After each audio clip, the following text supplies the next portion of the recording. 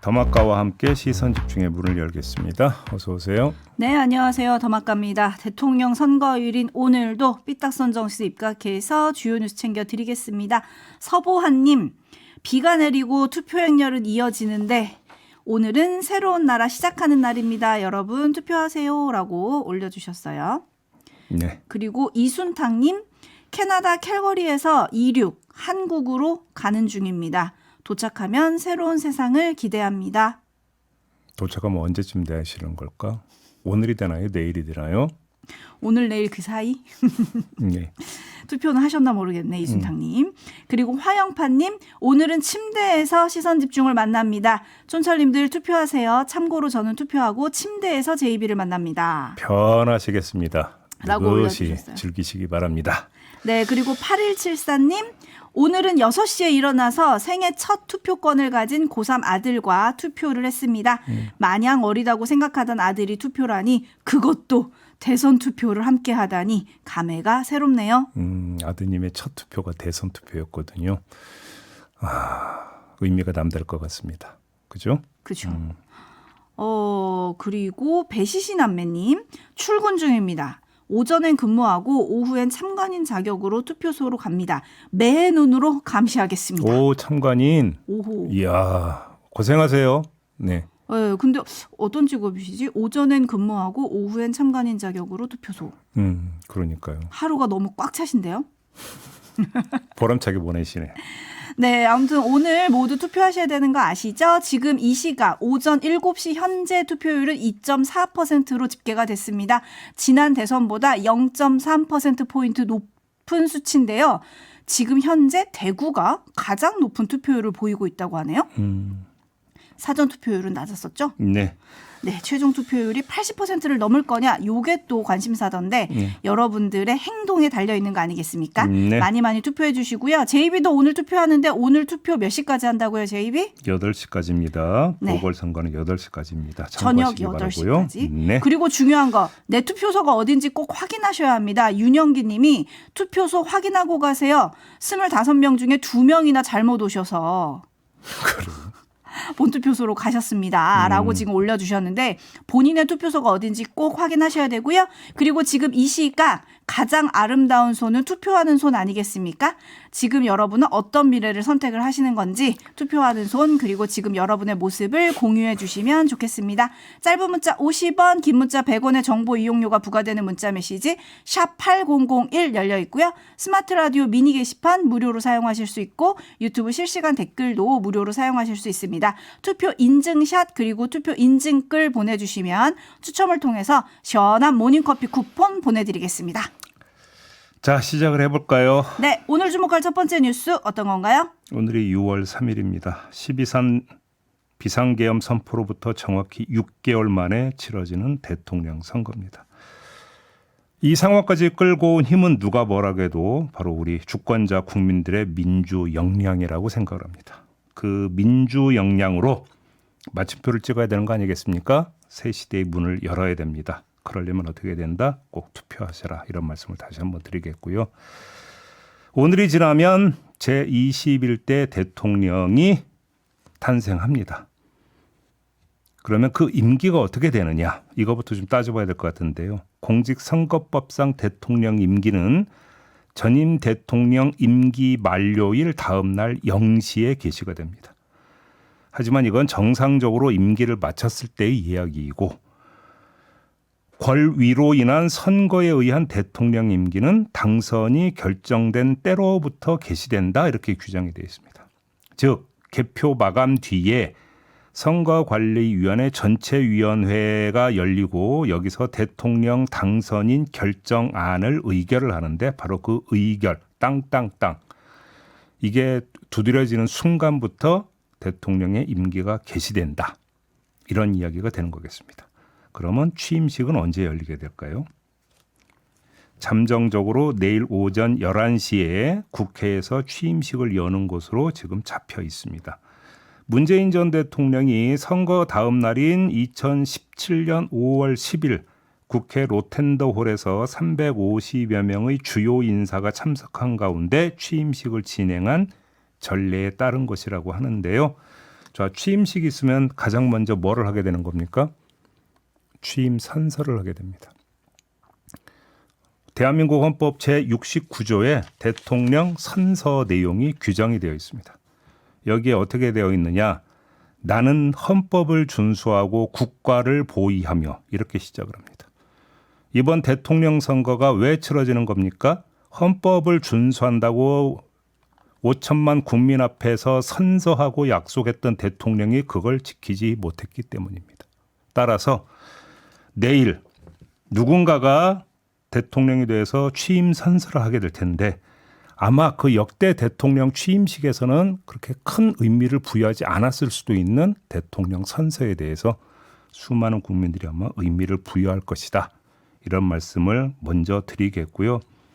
또 한 가지, 이거 하나만 한 소리긴 해도 좀 아쉬운 게 있어서 한 말씀 드리면, 자, 내일 오전 11시로 잠정적으로 잡혀 있는 취임식에 대비해서 행정안전부가 오부 요인을 비롯해서 정당 대표와 시도지사 등을 참석 대상으로 잡고 지난주에 참석 여부를 물어봤다고 합니다. 오실 수 있습니까? 라고 물어봤다라는 건데요. 근데 이게 좀 너무 유동적이라는 겁니다.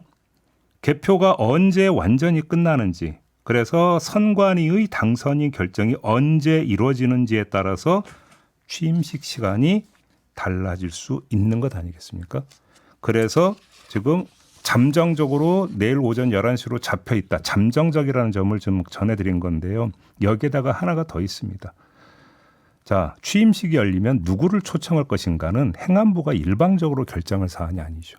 주인공은 누굽니까? 취임하는 대통령입니다. 그러면 대통령의 의중이 상당히 중요한 거 아니겠습니까? 그거에 따라서 취임식 장소와 초청 대상이 바뀔 수도 있다라는 겁니다. 그래서 가변적이고 유동적인 부분이 있는 건데, 근데 이렇게 정리해 놓고 보면 너무 급하게 취임식이 치러진다 이런 생각 안 드십니까? 혹시? 상황이 상황이니만큼 그런가 보다 했어요. 저는 솔직히.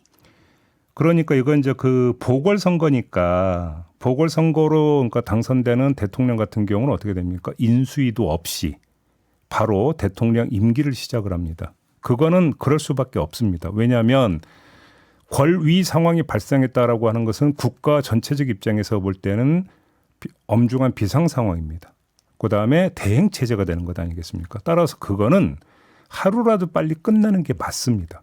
그렇기 때문에 인수위 없이 바로 대통령의 임기를 시작하는 것은 차기 정부의 어떤 국정의 그 효율성이라든지 이런 것들과는 무관하게 그 상황 논리는 충분히 이해할 수 있다고 저는 개인적으로는 그렇게 생각을 해요. 그런데 취임식 같은 경우는 하루 이틀 정도는 좀 여유를 두고 새로 선출된 대통령의 좀 의중이 좀 많이 반영이 돼서 취임식을 좀 가져도 되지 않을까. 왜? 취임식 때 비로소 임기가 개시된다면 제가 이런 얘기는 안 합니다. 하지만 임기는 이미 시작을 하고 업무는 들어가 있으면 취임식 꼭 그렇게 번개불에 콩구워 먹듯 할 게 아니라 조금은 여유를 가지고 당선된 새 대통령 중심으로 준비를 좀 해도 되지 않을까 싶은 생각이 좀 들어서 한 말씀 드렸는데 현실성은 별로 없다고 저도 생각을 합니다. 좀 아쉽다 이런 말씀만 드리는 거죠. 반면에 홍성익님은 저는 취임식도 간단하게 했으면 좋겠습니다. 그 비용도 국민 세금입니다. 이렇게 보내주셨고 네, 그리고 까꿍님은 취임식 후에 별도로 국민 대화합 대회 같은 걸 좀 열었으면 좋겠습니다. 좋은 아이디어입니다. 네, 이런 아이디어가 오히려 들어왔고 JB가 그리고 좀 전에 그 대통령이 선서하는 그 선언문을 읽어주셨잖아요. 네. 거기에 대해서 이길자님이 그런데 왜 헌법을 준수하지 못하고 도중 하차하는 사람들이 생길까요? 이번에는 제발 그런 대통령이 안 됐으면 좋겠습니다. 바로 그래서 저도 대통령 선서를 잠깐 소개를 해드린 겁니다. 네, 그리고 김성회님 정말 이번에는 정말 잘 하셔야 합니다. 라고 보내주셨습니다. 이건 다음 대통령에게 하는 당부가 아닐까 싶은데 그나저나 당선자 윤곽은 언제 나올까요? 이게 지금 여러 가지 변수가 있죠. 두 가지 변수가 있을 겁니다. 하나는 투표율이 있을 거고 또 한 가지는 승부가 그러니까 뭐 원사이드하게 쭉 진행이 되느냐 아니면 박빙이냐에 따라서 이건 뭐 달라지는 거 아니겠습니까? 근데 아무튼 이건 윤곽입니다. 윤곽. 확정이 아니라 윤곽 같은 경우는 지금 선관위 쪽에서 나오는 이야기는 오늘 자정쯤이면 좀 윤곽은 나오지 않겠느냐. 이렇게 좀 잠정적으로 이야기를 하고 있다고 하는데요. 조금 전에 말씀을 드린 대로 그 두 가지 어떤 그 요인에 따라서 이건 좀 약간 유동적일 수 있다. 이렇게 좀 말씀을 드려야 될 것 같습니다. 아무튼 대통령 확정은 개표가 모두 끝난 다음이다. 이건 다시 한번 말씀을 드리고요. 네, 오늘 대한민국 잠 못 드는 밤이 될 것 같습니다. 그렇죠? 네. JB타임즈 다음 주목할 뉴스는 어떤 건가요? 경찰청 집계 결과 선거 사범이 2,100명, 건수로는 1,891건 적발을 했다고 하는데요. 이 가운데 8명을 구속했다고 합니다. 2022년 대선과 한번 비교를 해보면 선거 폭력은 2.2배 늘었고 현수막, 벽보 훼손 등은 3배로 급증을 했다고 합니다. 이것도 사실은 좀 눈길이 가는 건데 그러네요. 왜 그럴까? 2배, 3배로 늘었다. 여기에는 이런 분석도 성립은 될 수 있을 것 같습니다. 이건 제 얘기가 아니라 많은 평론가들이 이런 얘기를 했었습니다. 지난 대선이 역대 비호감 선거였다. 그죠? 그럼 이게 후보에 대한 어떤 호감, 비호감도에 따라서 뭐 선거 폭력이나 벽보 훼손이 늘었다라고 볼 수는 없는 거겠죠. 그런 것보다는 선거에 대해서 그러니까 대하는 정서의 차이가 좀 일정하게 있었던 것 아닌가라는 생각도 한번 해보게 되고요. 또 하나 눈에 띄는 건 사전 투표 기간에 벌어진 투표소 안팎의 폭력, 소란 행위입니다. 모두 48건이었다고 하는데 사람 수로는 58명이 적발이 됐고요. 그래서 2명이 구속이 됐다고 하는데 몇 개의 사례만 좀 열거해 드리겠습니다. 첫째, 5월 29일 수원 권성구 선관위 사무실에서 사전투표용지가 잘 관리되고 있는지 확인하겠다면서 직원을 폭행하고 사무실 문을 발로 찬 사람이 구속되는 일이 있었습니다.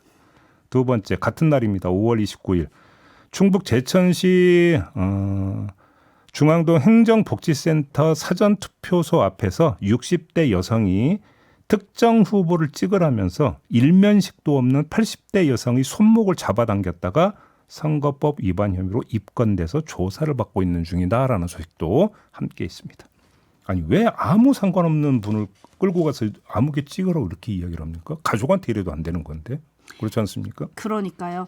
데이지 님이 이런 상황에 대해서 극단으로 치닫는 우리 정치의 증거 같습니다. 라고 올려주셨고 네. 이인수 님도 그만큼 민심이 갈라져 있다는 증거 아니겠어요? 라고 올려주셨어요. 그리고 몰닥스 님은 결국 법 얘기하지만 자기들 마음대로 안 되면 다 불법. 이거의 여파 아니겠냐. 이렇게 좀 올려주셨네요. 네, 짧게 한 소식 좀 빨리 좀 전해드리고 마무리해야 될 건데 오늘 제비타임이 약간 좀 짧거든요. 자, 극우성향의 리박스쿨이 초등학교 늘봄 학교 수업에 강사를 파견했다는 의혹이 제기되지 않았습니까? 그랬죠. 학부모들이 문의를 엄청 하고 있다고 합니다.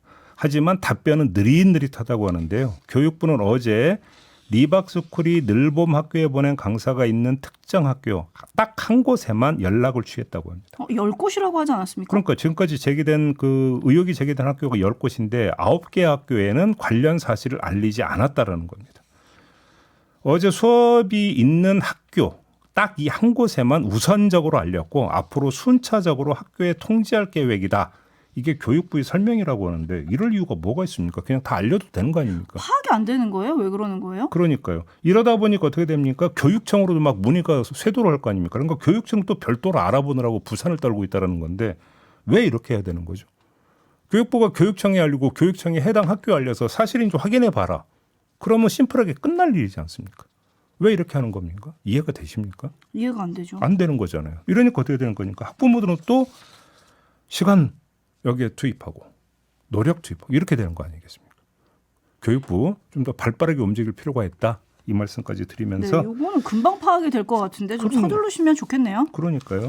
하면서 오늘 제이비타임즈는 이렇게 좀 마무리할게요. 더마카 수고하셨어요. 고맙습니다.